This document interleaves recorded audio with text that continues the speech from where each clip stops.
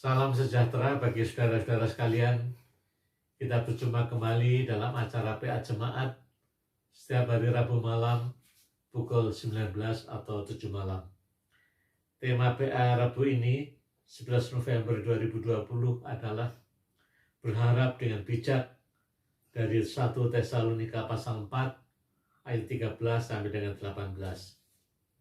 Baiklah, sebelum kita memulai PA, kita menyanyikan dari Kidung Jemaat 278 bait 1, kedua, dan ketiga, Bila Sangkakala Menggegap.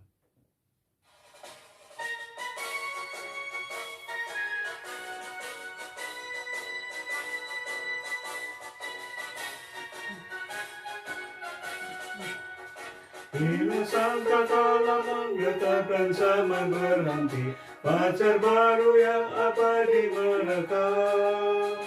Bila nanti dibacakan nama orang tertebus, pada saat itu aku pun serta. Bila nama dibacakan, bila nama dibacakan, bila nama dibacakan, pada saat itu aku pun serta.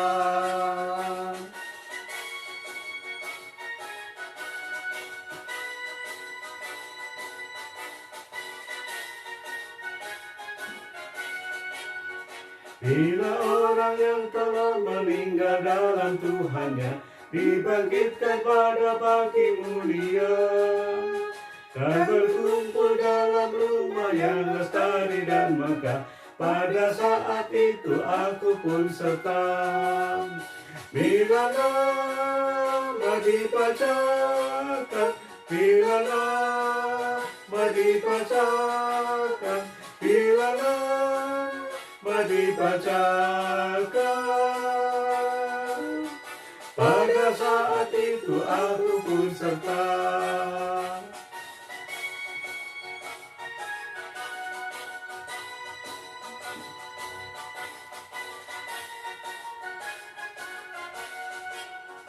Dari pagi hingga malam mari kita bekerja, mewartakan kasih Tuhan yang mesra.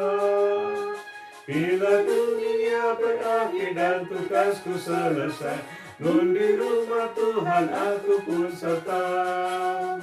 Bila nama dibacakan, bila nama dibacakan, bila nama dibacakan, pada saat itu aku pun serta. Bila nama dibacakan, bila nama dibacakan, bila nama dibacakan, pada saat itu aku pun serta.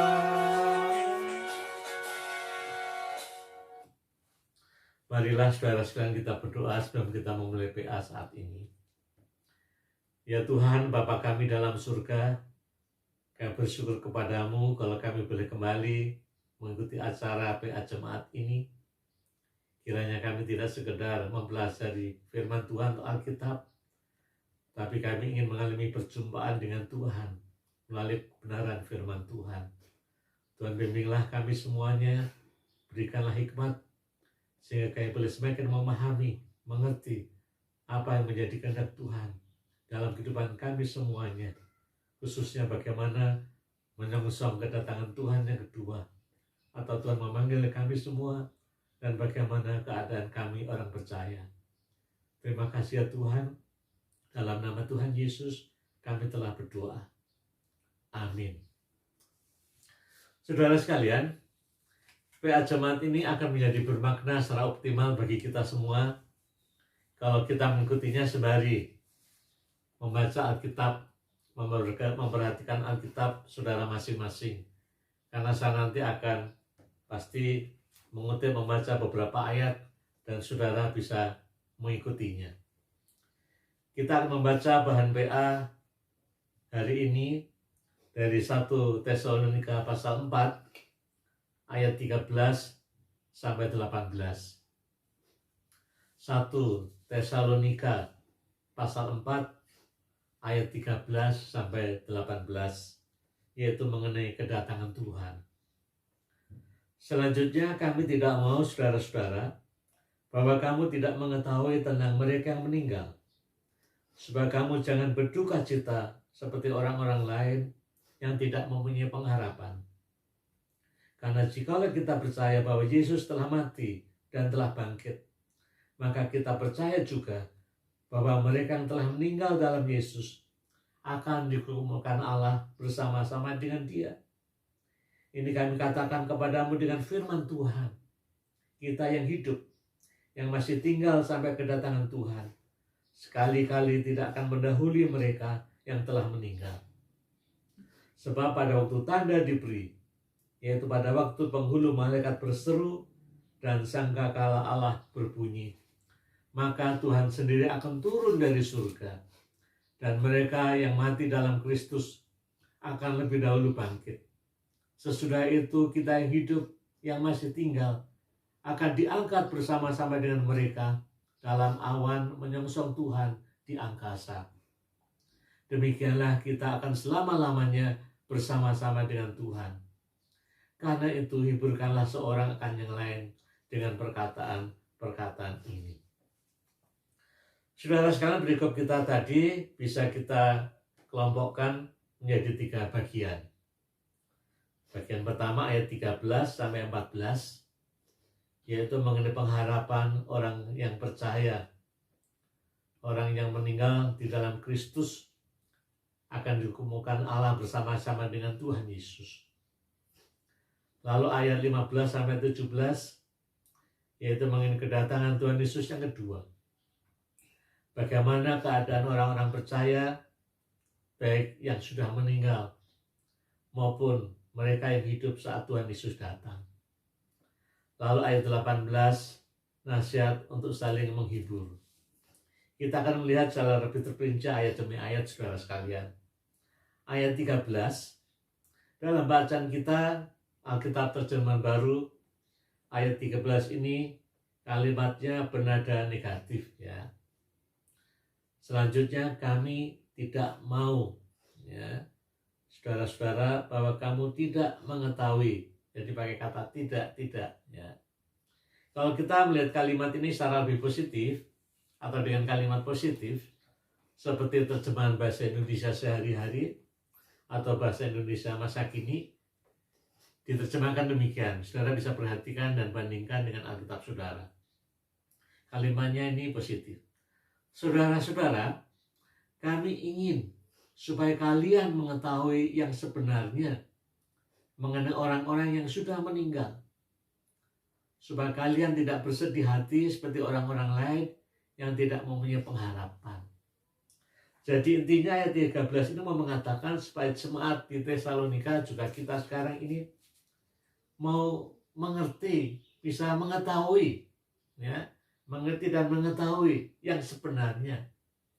Bagaimana keadaan orang-orang percaya yang sudah meninggal.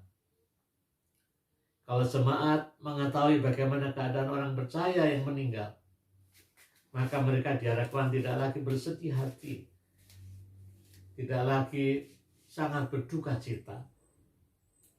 Hal ini berbeda dengan orang-orang lain, dalam arti orang-orang lain di ayat 13 ini adalah orang-orang yang tidak percaya kepada Tuhan Yesus. Mereka, orang-orang lain ini tidak punya pengharapan, tidak percaya mengenai kebangkitan, sehingga mereka tidak punya pegangan, sehingga merasa sedih sekali saat ada yang meninggal. Tapi bagi orang yang percaya, jelas mempunyai pengharapan menjadi pegangan kita, bahwa orang meninggal di dalam Tuhan Yesus Kristus mendapatkan kehidupan baru, hidup bersama dengan Dia selama-lamanya. Lalu ayat 14, saudara sekalian, ayat 14 ini dimulai dengan kata, karena jikalau kita percaya, ya, maka kita, ya, jikalau, maka. Kalimat ini sebenarnya mau menjelaskan hubungan sebab akibat, ya, ada sebab dan akibat. Sebab atau penyebabnya adalah orang percaya kepada Tuhan Yesus yang mati dan bangkit. Jadi dikatakan jika kita percaya bahwa Yesus telah mati dan bangkit, ini sebab atau penyebab. Maka ini akibatnya. Orang yang percaya itu kalau meninggal juga akan dibangkitkan. Lalu bersama dengan Tuhan Yesus dikumpulkan Allah bersama-sama. Hal ini sesuai dengan ayat 17 bagian akhir. Dikatakan demikianlah kita akan selama-lamanya bersama-sama dengan Tuhan. Jadi hubungan sebab akibat. Ya. Sebabnya orang percaya kepada Tuhan Yesus yang mati dan bangkit, maka akibatnya orang yang percaya kepada Tuhan Yesus yang mati dan bangkit juga akan dibangkitkan, mendapatkan kehidupan. Kira-kira begitu maksudnya saudara sekalian. Lalu ayat 15, 16 dan 17 ya. Ini mengenai keyakinan dan pengharapan mengenai orang percaya yang meninggal dalam Kristus akan bersama-sama dengan Tuhan. Keyakinan dan pengharapan tadi itu sesuai dengan firman Tuhan ya. Itu yang dikatakan pada ayat 15 bagian awal. Ini kami katakan, ini tuh maksudnya yang percaya kepada Tuhan Yesus yang mati dan bangkit akan dikumpulkan Allah bersama-sama dengan Tuhan Yesus. Ini kami katakan kepadamu dengan firman Tuhan ya. Maksudnya Paulus punya dasar firman Tuhan, yaitu dalam pengertian bisa kita artikan kata-kata yang pernah dikatakan Tuhan Yesus sendiri, di mana dalam kitab Injil, misalnya Injil Matius ya, Matius 24 ayat 29 sampai 36, lalu Markus 13 ayat 24 sampai dengan 32. Di sana juga bicara atau ajaran Tuhan Yesus tentang akhir zaman dan orang-orang meninggal. Saya bacakan satu contoh saja, yaitu dari Matius 24. Kita buka Matius 24 ayat 30 dan 31 ya. Ini ajaran Tuhan Yesus, kata-kata Tuhan Yesus sendiri ya. Matius 24 ayat 30 dan 31. Pada waktu itu akan tampak tanda Anak Manusia di langit, dan semua bangsa di bumi akan meratap, dan mereka akan melihat Anak Manusia itu datang di atas awan-awan di langit dengan segala kekuasaan dan kemuliaannya. Dan ia akan menyuruh keluar malaikat-malaikatnya dengan meniup sangkakala dahsyat bunyinya. Dan mereka akan mengumpulkan orang-orang pilihannya dari keempat penjuru bumi, dari ujung langit yang satu ke ujung langit yang lain. Dan sekalian di sini Tuhan Yesus mengajarkan tentang kedatangannya, di mana di sana dikatakan Tuhan Yesus datang dengan kekuasaan dan kemuliaannya. Lalu malaikat-malaikat Tuhan meniup ya sangkakala, trompet yang besar dengan bunyi-bunyian yang keras, memberikan apa-apa. Lalu orang-orang percaya yang sudah meninggal dikumpulkan, dibangkitkan. Yaitu contoh saja bagaimana Tuhan Yesus memberikan pengajaran ini, dan itu juga disampaikan kembali oleh Rasul Paulus pada jemaat di Tesalonika. Maka dikatakan yang disampaikan Paulus telah sesuai dengan firman Tuhan. Saudara sekalian, sekarang kita akan melihat gambaran bagaimana kedatangan Tuhan Yesus menurut 1 Tesalonika pasal 4 tadi. Dalam ayat 15, 16, dan 17, di sini digambarkan bagaimana kedatangan Tuhan Yesus yang kedua itu seperti seorang raja, ya, seperti seorang pembesar yang datang dengan diiringi pengawal-pengawalnya dengan bunyi-bunyian yang keras, ya. Jadi pembesar atau raja yang datang menjumpai rakyatnya misalnya, dikawal oleh pengawal-pengawalnya yang banyak dengan bunyi-bunyian yang keras. Kedatangan Tuhan Yesus ini juga seperti itu, ya, walaupun tidak persis pastinya. Kedatangan Tuhan Yesus dimulai dengan tanda yang diberikan, ya. Di sana dikatakan pada ayat 16, sebab pada waktu tanda diberi, ya. Tanda ini maksudnya adalah teriakan yang keras atau seruan atau aba-aba, ya, yang keras, ya. Tanda atau seruan yang keras ini tentang kedatangan Tuhan Yesus yang kedua. Ya, diserukan oleh penghulu malaikat. Ya, yang pada waktu penghulu malaikat berseru. Ya, penghulu malaikat itu maksudnya penghulu itu ketuanya atau kepalanya malaikat. Ya, kepalanya malaikat atau penghulu malaikat berseru dengan keras, lalu disertai dengan bunyi sangkakala Allah. Ya. Kita tahu sangkakala itu alat musik seperti trompet yang besar, dan dikatakan sangkakala Allah, maksudnya sangkakala milik Allah sendiri. Ya, dengan seruan yang keras dari kepala malaikat dan trompet yang dibunyikan keras, lalu datanglah Tuhan Yesus. Ya, dikatakan Tuhan Yesus sendiri turun dari surga. Nah, ayat yang 16b. Maka Tuhan sendiri akan turun dari surga. Waktu Tuhan Yesus turun dari surga itulah lalu terjadi perjumpaan, ya, pertemuan dengan orang-orang yang percaya. Orang-orang yang percaya yang sudah meninggal terlebih dahulu dibangkitkan. Lalu orang-orang percaya yang masih hidup waktu Tuhan Yesus datang akan diangkat. Orang-orang percaya yang sudah meninggal akan lebih dahulu dibangkitkan, dihidupkan kembali. Selanjutnya orang-orang yang masih hidup waktu Tuhan Yesus datang diangkat bersama-sama dengan yang dibangkitkan tadi. Lalu mereka bersama-sama menyongsong Tuhan Yesus yang datang. Ya. Lalu pertemuan itu terjadi di mana? Ini menarik saudara sekalian. Di dalam ayat 17 dikatakan terjadi di angkasa. Ya, coba kita baca ayat 17. Sesudah itu kita yang hidup yang masih tinggal akan diangkat bersama-sama dengan mereka dalam awan menyongsong Tuhan di angkasa. Ya. Jadi yang sudah dibangkitkan, lalu yang hidup waktu itu Tuhan datang, lalu mereka bersama-sama diangkat, lalu menyongsong Tuhan Yesus yang datang, dikatakan di angkasa. Ya. Ini menarik istilah kata angkasa. Ya. Saudara sekalian, menurut pengertian orang Kristen zaman dulu, zaman itu, angkasa adalah tempat, ya, antara bumi dan surga. Ya. Jadi bukan surga, bukan bumi, jadi antara surga dan bumi. Atau gambarannya kira-kira demikian saudara sekalian. Tuhan Yesus turun dari surga, ya, tapi tidak sampai di bumi, ya, tapi sampai di angkasa. Lalu orang-orang percaya tadi yang dibangkitkan, yang sudah mati lalu dibangkitkan bersama dengan orang yang waktu itu hidup, lalu diangkat bersama-sama, ya, naik menyongsong Tuhan Yesus di angkasa. Ya. Lalu ayat 17 diakhiri dengan istilah ini. Demikianlah kita akan selama-lamanya bersama-sama dengan Tuhan. Ya. Secara universal, secara bersama-sama semua orang percaya. Dikumpulkan Allah bersama dengan Tuhan Yesus. Dan bersama-sama dengan Tuhan selama-lamanya. Suatu pertemuan yang universal, yaitu pada akhir zaman kedatangan Tuhan. Atau dengan istilah yang lain, orang-orang percaya akan selalu tinggal bersama dengan Tuhan selama-lamanya. Ya. Saudara sekalian, lalu pada ayat 18 dikatakan, karena itu hiburkanlah seorang akan yang lain dengan perkataan-perkataan ini.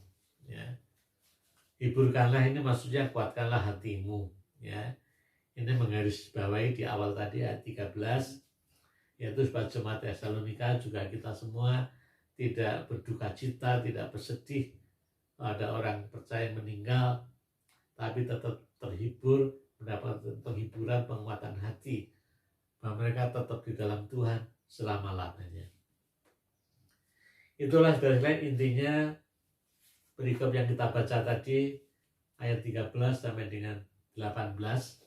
Ya, Tuhan datang turun dari surga, lalu orang yang percaya dibangkitkan, orang yang percaya waktu Tuhan datang yang masih hidup diangkat, lalu bersama dengan dibangkitkan menyongsong Tuhan di angkasa, lalu bersama Tuhan selama-lamanya. Ini secara universal seluruh orang percaya. Dari sini lalu apa kesimpulan yang bisa kita tarik dari PA ini? Pertama, saudara sekalian, orang percaya yang meninggal orang percaya pada Tuhan Yesus yang meninggal sebetulnya tidak pergi kemana yang tidak jelas, ya, tidak juga lalu gentayangan kemana-mana yang jelas. Tapi di sini dikatakan jelas kembali kepada Tuhan dalam persekutuan dengan Kristus. Lalu pada kedatangan Tuhan Yesus yang kedua, mereka yang sudah meninggal akan dibangkitkan, dihidupkan kembali. Seringkali orang bertanya, lalu gimana orang meninggal sebelum Tuhan Yesus datang? Ya, sekarang ini tuh orang meninggal, orang percaya meninggal, lalu Tuhan Yesus belum datang, lalu di mana? Ya, ini seringkali pertanyaan. Sebenarnya Alkitab tidak memberikan penjelasan secara konkret di mana. Tapi Alkitab bicara secara prinsip. Secara prinsipnya bahwa mereka meninggal sekarang ini tetap dalam persekutuan dengan Kristus. Kematian atau maut tidak bisa memisahkan dari kasih Kristus. Tetap di dalam Kristus. Itu bisa kita baca sebagai perbandingan dalam surat Roma 8 ayat 38 dan 39.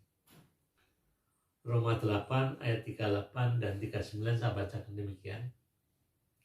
Sebab aku yakin bahwa baik maut maupun hidup, baik malaikat-malaikat maupun pemerintah-pemerintah, baik yang ada sekarang maupun yang akan datang, atau kuasa-kuasa, baik yang di atas maupun yang di bawah, ataupun sesuatu makhluk lain, tidak akan dapat memisahkan kita dari kasih Allah yang ada dalam Kristus Yesus Tuhan kita. Ya. Di sini pada bagian lain Paulus mengatakan dalam surat Roma, baik maut ataupun penguasa ataupun penderitaan ataupun apapun juga, ya, terutama maut, kematian, tidak bisa memisahkan kita dari kasih Allah. Artinya secara prinsip orang percaya yang meninggal dalam percayanya, dalam imannya kepada Tuhan, tidak pergi kemana nggak jelas, tapi tetap di dalam genggaman tangan Tuhan, tetap di dalam persekutuan dengan Tuhan, tetap bersama dengan Tuhan. Walaupun tempatnya di mana nggak dijelaskan secara konkret, tapi tetap di dalam genggaman tangan Tuhan, tetap bersama dengan Tuhan. Dan nanti pada saat Tuhan Yesus datang kembali atau datang kedua, secara universal barulah secara bersama-sama bersama dengan Allah selama-lamanya, ya, dikumpulkan Allah seperti dalam 1 Tesalonika tadi, bersama dengan Tuhan selama-lamanya. Dan itulah pengharapan kita semua, ya. Lalu yang kedua, menurut Rasul Paulus, pengetahuan tentang hal tadi, yaitu orang percaya di dalam Tuhan, tetap di dalam genggaman kasih Tuhan, dan nanti akan bersama-sama dikumpulkan Allah bersama-sama dengan Tuhan selama-lamanya. Kiranya membuat jemaat Tesalonika atau kita sekarang ini tidak terlalu bersedih, ya, tidak terlalu bersedih menghadapi kematian, juga tidak terlalu bersedih terhadap orang yang meninggal, karena tetap mereka ada dalam tangan kasih Tuhan. Atau juga tidak terlalu takut, mengerikan, nanti bagaimana. Kalau kita punya iman kepada Tuhan yang mengasihi, kita percaya juga Tuhan mengasihi kita. Setelah mati pun kasih Tuhan tidak lepas dari kehidupan kita.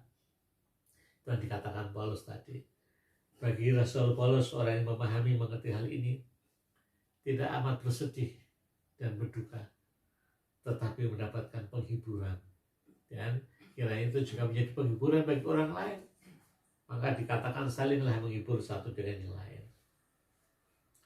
Lalu bagi kita yang saat ini masih hidup di dunia sekarang ini, kita hidup, kita belum meninggal, tapi Tuhan Yesus juga belum datang. Artinya apa? Artinya inilah hidup yang menunggu, ya. Inilah kesempatan Tuhan yang berikan dalam hidup yang menunggu, entah menunggu kedatangan Tuhan yang kedua atau menunggu Tuhan memanggil kita. Kiranya kita tidak kehilangan pengharapan tadi, bahwa kalaupun meninggal tetap di dalam Tuhan. Kita tidak kehilangan pengharapan itu tadi. Kita terus tetap mempercayainya. Sehingga hidup kita itu jelas dengan pengharapan di sana. Sehingga kita tidak gampang bimbang dan takut. Dan kita akan menjadi orang yang bijaksana, tidak bodoh. Ya, seperti bacaan Alkitab khotbah minggu lalu, orang bijaksana tidak orang yang bodoh. Dalam arti selama kita hidup menunggu ini, kita tetap percaya dan setia kepada Tuhan. Hidup sesuai dengan kehendak Tuhan. Sehingga kapanpun Tuhan datang atau kapanpun Tuhan memanggil kita, kita tetap percaya kepada Tuhan dan kita diterima Tuhan. Kita mengatakan yang meninggal di dalam Tuhan, akhirnya meninggal dalam kepercayaannya kepada Tuhan. Karena meninggalnya kapan atau Tuhan datang kapan kita nggak tahu. Maka selama hidup inilah kita harus tetap percaya di dalam Tuhan. Sehingga sewaktu-waktu meninggal pun atau Tuhan datang, meninggal di dalam Tuhan. Bukan meninggal di luar Tuhan. Dan sekarang ini penting kita hayati, ya. Karena kita tahu yang namanya meninggal atau Tuhan datang, nggak ada yang tahu, seperti pencuri dikatakan. Orang bisa saja hari ini sehat, besok bisa saja sakit, lalu terus nggak ada, bisa. Ya. Maut bisa datang sewaktu-waktu mengintai hidup kita dan kita nggak tahu kapan terjadi. Maka kita harus hidup di dalam Tuhan. Sehingga kapanpun kita dipanggil Tuhan atau meninggal, Tuhan datang. Kita meninggal di dalam Tuhan, kita mengatakan. Yang meninggal di dalam Tuhan akan dikumpulkan Allah bersama-sama dengan Tuhan Yesus. Yang meninggal di dalam Tuhan akan tetap dalam persekutuan dengan Tuhan. Ada dalam genggaman kasih Allah. Inilah pengharapan kita. Kiranya kita boleh menjalani hidup dengan benar, dengan tepat, dengan bijaksana, tidak kehilangan iman kita, dan tetap setia kepada Tuhan. Amin. Saudara-saudara, marilah sekarang kita menaikkan doa-doa syafaat kita. Mari kita berdoa. Ya Tuhan, Bapa kami dalam surga, kami bersyukur kepadamu kalau Engkau mengingatkan kami kembali dan memantapkan iman kami bahwa siapapun yang meninggal di dalam Tuhan jelas bersama-sama dengan Tuhan dalam genggaman kasih Tuhan. Dan pada saatnya nanti kedatangan Tuhan yang kedua, semuanya akan bersama dengan Tuhan selama-lamanya. Kiranya pengharapan ini terus kami hayati dan kami tidak kehilangan pengharapan. Sehingga kami tidak terlalu bersedih, juga tidak terlalu takut menghadapi kematian. Dan yang penting bagaimana kami bisa menyiapkan diri kami selama hidup dalam rangka menunggu ini. Tuhan, ampunilah kami kalau kadang-kala kami terlupa atau lalai dengan kesibukan kami, kegiatan kami sehari-hari, sehingga kami seringkali kehilangan orientasi hidup. Kami sepertinya merasa sudah lama atau masih lama hidup di dunia. Padahal kami nggak tahu kapan maut atau Tuhan datang. Berikanlah kami hati yang bijaksana, ya Tuhan. Kami bersyukur dan terus berdoa untuk seluruh anggota jemaat dan simpatisan GKI Taman Cibunut Bandung. Tuhan berkati hidup mereka semuanya. Di tengah-tengah situasi pandemi virus corona, juga sebagian besar mengalami kesulitan tertentu. Biarlah jemaatmu tetap beriman, percaya, bersandar dan setia kepada Tuhan. Kiranya segala macam pergumulan dan masalah, entah masalah keluarga, sakit penyakit, pekerjaan, atau apapun juga, tidak menggoyahkan iman mereka. Tuhan yang sudah satukan kami sebagai gereja, Tuhan juga akan satukan kami semua sebagai kumpulan orang percaya, sebagai gereja yang kudus dan am, yang semuanya bersama-sama dengan Allah selama-lamanya. Kami saat ini juga terus berdoa untuk pemerintah dan semua pihak yang berusaha mengatasi pandemi virus corona ini. Berikanlah hikmat kepada mereka di dalam memberikan pemahaman kepada masyarakat agar hidup dengan protokol yang benar. Untuk yang sakit juga bisa dirawat dengan baik. Para tenaga kesehatan juga boleh dengan kekuatan dan hikmat Tuhan merawat dengan sepenuh hati Dan juga lindungi mereka semua dari bahaya-bahaya yang ada. Juga rencana vaksinasi, Tuhan berkati semua penelitian, juga semua perencanaan vaksinasi itu, sehingga itu menjadi hal yang baik dan mengatasi virus corona ini. Ya Tuhan, di tengah-tengah situasi yang sulit ini, kiranya kami tidak kehilangan pengharapan kami kepada Tuhan. Tolonglah agar kami terus beriman kepadamu, tidak kehilangan orientasi dan pengharapan, tapi terus setia kepada Tuhan. Ya Tuhan, inilah doa kami semuanya. Ya panjatkan dalam nama Tuhan kami, Yesus Kristus. Amin. Saudara-saudara sekalian, sampai di sini PA kita hari Rabu ini. Sampai jumpa kembali di Rabu yang akan datang. Ingatlah, kiranya kita selalu menjadi orang beriman yang berhikmat, yang bijaksana, yang selalu punya pengharapan, sehingga tidak gampang tergoyahkan. Kita tetap setia kepada Tuhan sampai akhir hidup kita. Amin.